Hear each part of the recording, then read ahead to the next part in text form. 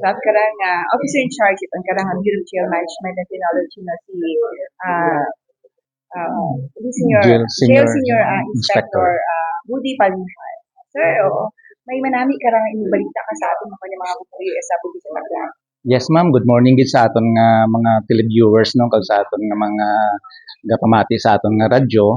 So ari kami subong diri ma'am sa DA may gigin kuan kita diri nga opening sa aton nga showcase sa aton nga mga livelihood products para ipakita sa aton ah, mga tumalanaw kag sa lugar sang Aklan nga ang aton mga PDL ang Persons Deprived of Liberty ma-showcase naton ang ilang nga mga talent kag skills with regards sa aton nga mga livelihood products.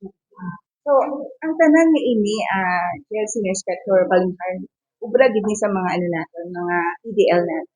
Yes ma'am, tanan ini siyang mga product is ginhimo gid sa aton mga PDL, hindi lang sa male dormitory but also sa aton nga female dormitory. So, ano adayon ang tabo sang halimbawa mabakal ini yung mga products nga ginhimo.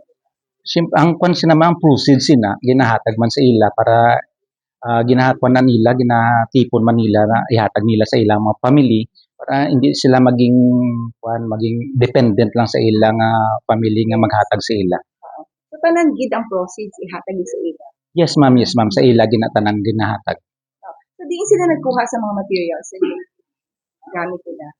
May ara kita ma'am sa mga may naga-supply sa ila pero I don't know lang kay bago lang ako diri na-assign. Pero may ara kita ma'am mga supplier sa ilang mga materials sa ilang ginahimo nga mga Sila products. man ang gabakal dito sa mga suppliers nila ang mga PDL na mga persons deprived of liberty. Yes ma'am, may ara kita sila na nagabakal pero may ara kita ng personnel gid nga assign dira nga naga-insure gid sang mga kuan nila, mga gamit nila.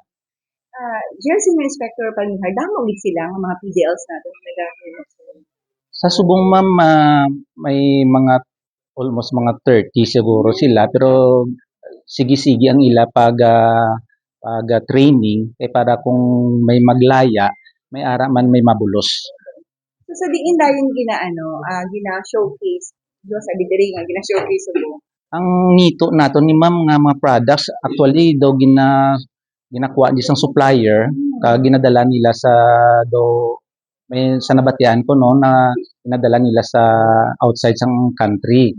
So for export gali yes, ready market. yes ma'am. Actually ma'am kita ang sa nagtapos lang management command namon sa regional office, ang Aklan District Jail ma'am nakakuha sang pinakadako nga proceeds sa ilang mga livelihood products. Nami gid siya Jail Senior Inspector Palinhan kay ano gid ang pagkaubrat ang pino gid. Yes ma'am, that's why nga daw hindi man kita mahuyang nga i-showcase nato ng ilang skills kag ilang talent tungod sa ilang mga pinahimo nga nami man ang ilang products. Very reasonable gid ang presyo niya. Actually ma'am, gina-kuan ko gani sila no gina-encourage gid sila nga hindi nila pagpataman paghatag sang mga price gid nga do nga mataas kay para mas nami kung damo ang nakabakal, mas dasig ang ilang kita. Pagpudos dayon sila damo. Yes ma'am, yes ma'am. So, Jail Senior Inspector Palinhan, basi may gusto ko lang ipalabot sa ating talaga